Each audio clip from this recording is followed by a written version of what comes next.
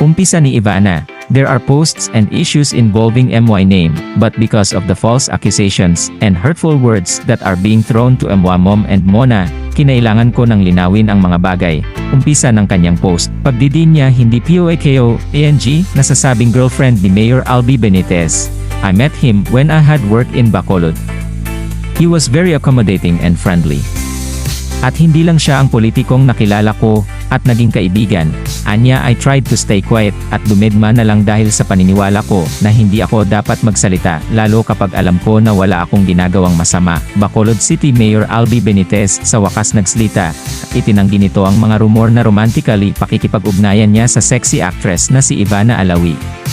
Sa kanyang opisyal na Facebook account, Benitez apologized kay Alawi, na sinasabi na ang mga larawan na nakita, ay hindi ang vlogger actress na si Alawi sa Japan, na kung saan ay trend online.